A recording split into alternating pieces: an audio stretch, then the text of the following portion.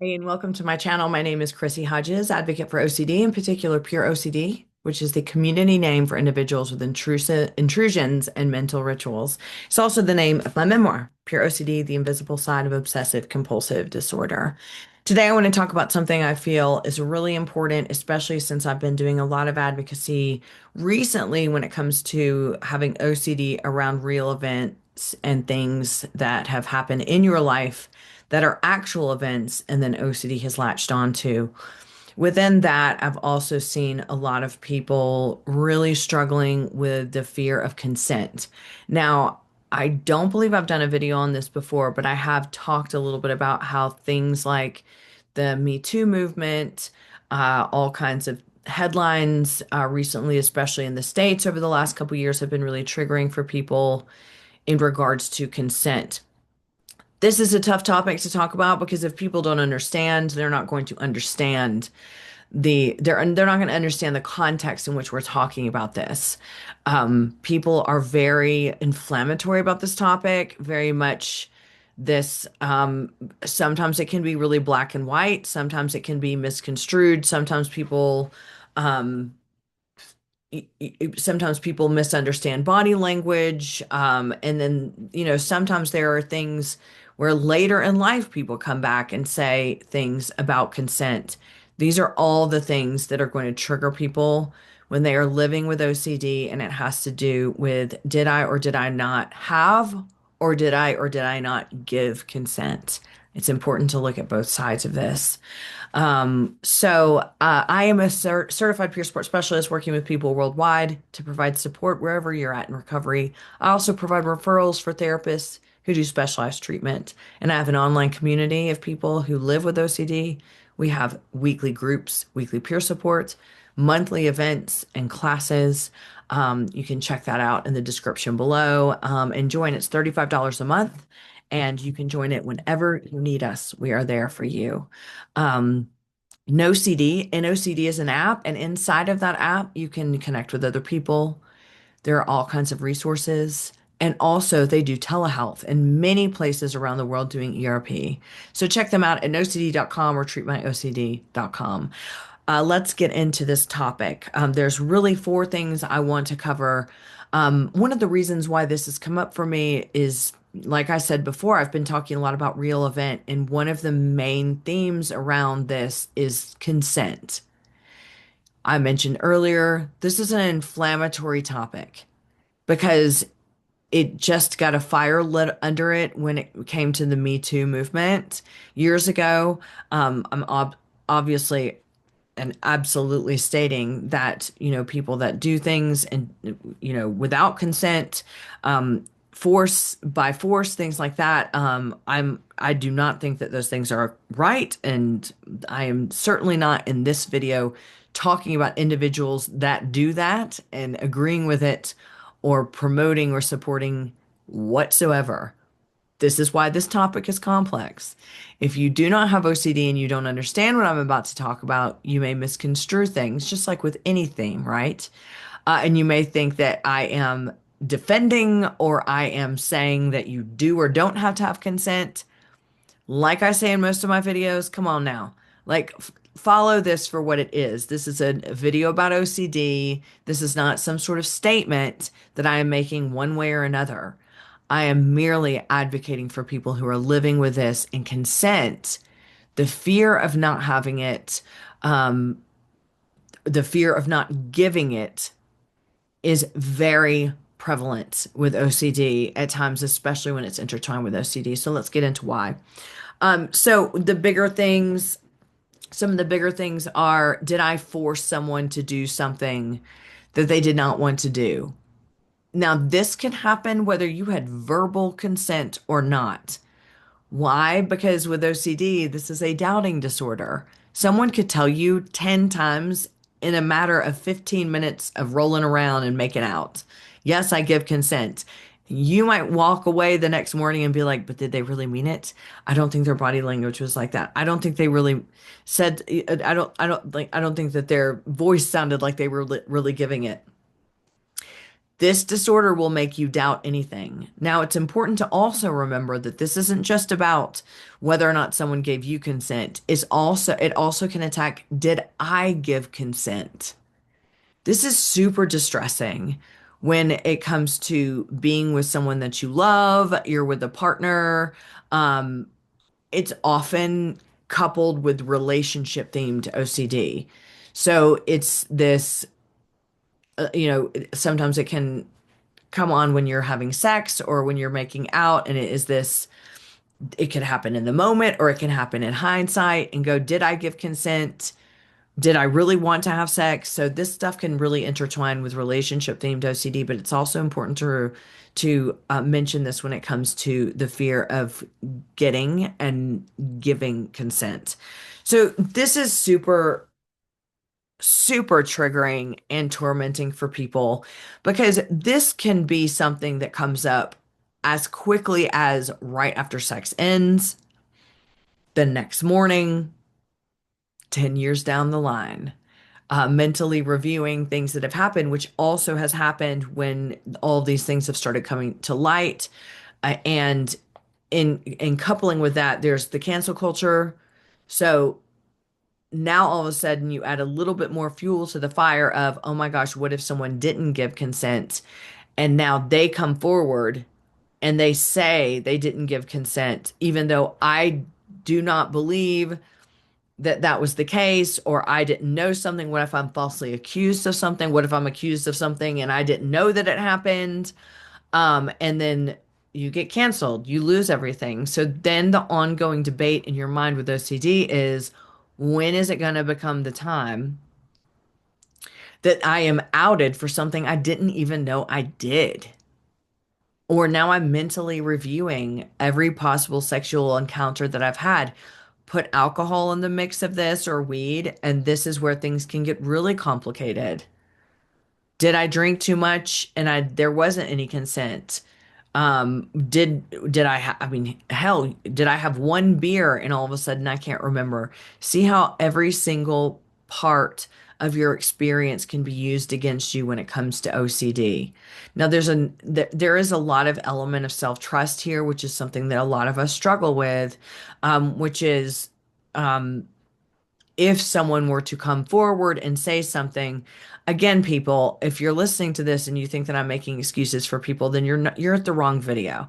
This is about OCD. So let's say myself, if I if I am looking back on sexual encounters that I've had, whether it is intrusive thoughts about whether I gave consent or intrusive thoughts about whether I forced someone to have sex, I can look back and safely assume, sure, I think everybody was consensual. I mean, I've never really asked anybody. No one's really ever asked me. It just was this kind of mutuality that we were going to have sex. Have I woken up and regretted sex in the morning? Sure. I mean, lots of people do. Um, does that mean that I didn't give consent to it? Absolutely not. In my case, I can't say that for everybody. But what OCD would do is it would take a scenario in my head that I've had sex with someone and think to myself, oh my gosh, did I get that person drunk and took advantage of them? They said no, or they were hesitant, or did they say no and they were hesitant? If someone said no, I would obviously not still have sex with them. But let's say my brain says, what if they said no indirectly, or what if their body language and I'm not following that? My brain could go wild with that 10 years after the fact, 20 years after the fact, right? Looking back at scenarios and going, what if, well, they looked at me this way, or they said this and this was off, or whatever.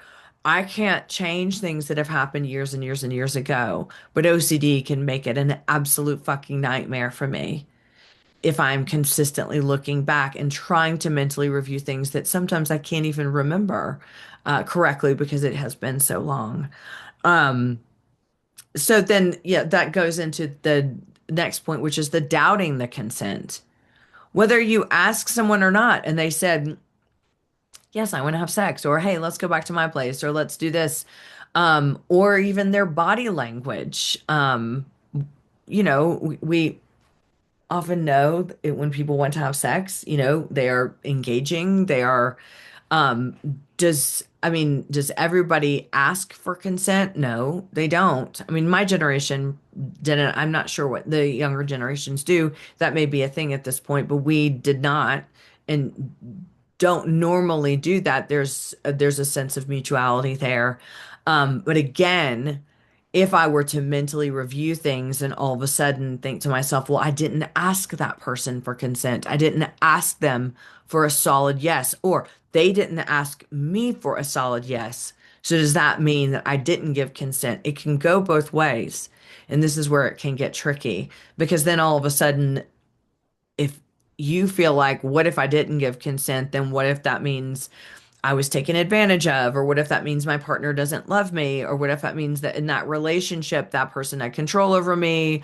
What if I got raped? Things like that. And then vice versa, of course, with the doubting consent in the other direction. Another big one that really goes along with this, kind of the secondary fear to this is, well, if I'm sitting here doubting that other people have given consent or not, does that mean that I'm an actual perpetrator of sexual deviance or wanting to control others or rape or things like that? And this can get very convoluted with the idea of why would I be thinking about consent in the first place? And then if I can't come up with the answer, that must mean there may not have been. And what does that mean about me? Typically some of these intrusive thoughts about sexual stuff, especially when it comes to consent with sexual intercourse and, making out in general, it is oftentimes going to come down to what does that say about me? Am I a bad person? Am I some sort of horrible deviant and perpetrator? I just don't know about it yet. So this is something that people can struggle with, and then that can definitely inform more mental review to start mentally reviewing every sexual interaction that you have. And of course, OCD is going to have a field day with that. It's going to skew everything. It's going to distort everything into believing that maybe no person has ever given consent. Um, and then lastly, I just wanted to talk about like the fear of harming someone. So, this can go both ways again with OCD. So with the I'm afraid that, my part and this definitely comes with, along the territory of relationship OCD, I'm scared that my partner didn't give consent. And so now I've really harmed them. Maybe they're too scared to tell me, and vice versa. What if I didn't give consent, and my partner doesn't realize it, and then I need to talk to them about not giving me consent, and then I'm going to harm them because then they're going to think they're a deviant. See what I'm saying? It just creates doubt in all the different ways. Now, just really quickly, with all of these things that happen, there's going to be some sort of element of compulsion. Now, confession is a big one that goes along with this. I need to confess that I'm having intrusive thoughts about this. I need to ask for reassurance from the person that I'm worried that I didn't get consent from. Um, Going back to the person and sometimes even years and years and years later, asking, was this consensual? I mean, confession is a tricky compulsion. You don't know what you're going to get. You don't know what the person is going to say, right? They could say, I don't know, did I? I mean, and in all honesty, it just might be they don't understand why you're writing to them 10 years later.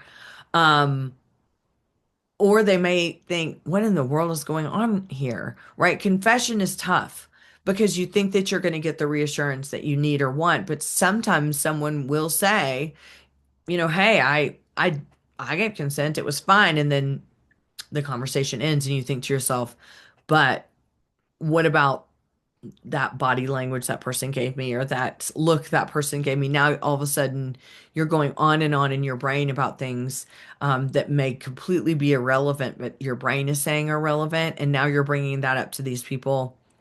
Um, and then also I just want to bring to light, then there are situations where maybe you have been in a scenario where you thought there was consent, and then years later, or the morning after, or a couple weeks later, all of a sudden someone says, that it wasn't necessarily consensual. Um, this can be a very devastating situation, especially if you truly believed there was consent, and there was no reason to believe that there wasn't. Maybe alcohol was involved. Maybe this is years later and someone is going through something, or they've seen a therapist or something and they're working through some issues, and all of a sudden something is disturbing to them. Again, again, I'm not making excuses for anything or anybody, but I'm saying that this is a reality that happens sometimes for people. I mean, I cannot imagine, 10 years, looking back 10 years and feeling something and then going back to someone and putting them through something unless something had actually really happened where it was me saying completely no, do not want this, and someone forced something on me, which of course that happens to people and that is a shame. That's not what we're talking about here. You know, there are scenarios where people um may not have not given consent, but they could have given, things got skewed for them. Maybe they have OCD too. I mean, who knows? We never know. But there are situations that people can get in where all of a sudden consent is called into question when someone had no idea whatsoever, and OCD can latch onto that as well. And so that also I I'll share with what I always share with people with real event OCD. First things first, get the OCD pulled out of this because you can't see a situation for what it was. You can't necessarily remember it and you can't necessarily revisit it if OCD is latching onto it and making it just spin in your head. About what actually happened. It's hard to remember things that happened years ago. I mean, sometimes it's hard to remember things that happened a week or so ago when they were one way and all of a sudden now things are being told to you different. When OCD gets a hold of that, it can just turn into an absolute nightmare. Anyway, I hope I'm coming across correctly on this. Again, if you're watching this and you think that I'm making excuses for people that don't give consent, whatever. I'm not interested in hearing what you have to say because that's not what this is about. This is about when OCD latches on to consent. It can do it in many different ways. There can be many different scenarios where this has happened. It can also happen in child's play, in your adolescence, teenage, even early 20s where things have happened, and there's sexual exploration, things like that, and consent can get very twisted up. And this is where OCD is going to latch on and torment you. So I know this video is kind of hard. I know that it's a little bit risky to me talking about it and people just not understanding, but truly I just don't care because I'm talking directly to people with OCD. And if you have OCD, you're going to understand this. And if you've experienced this, I hope you absolutely understand this because you are not alone. So many people experience this. No one's talking about it for the same reasons why I'm having to preface every damn thing I say for because who knows who's going to get on here and act like an idiot about what I'm saying and not understanding that this has to actually do with OCD and not anyone's opinions on consent and non-consensual. So, with that, I do have a community online that will understand this stuff, will embrace you, and just really gets it. So, if you need some extra support, especially right now through the holidays, check out the link in the description and come join us whenever you need us. My website's chrissyhodges.com, and don't forget if you're looking for effective treatment, go to nocd.com. Thanks.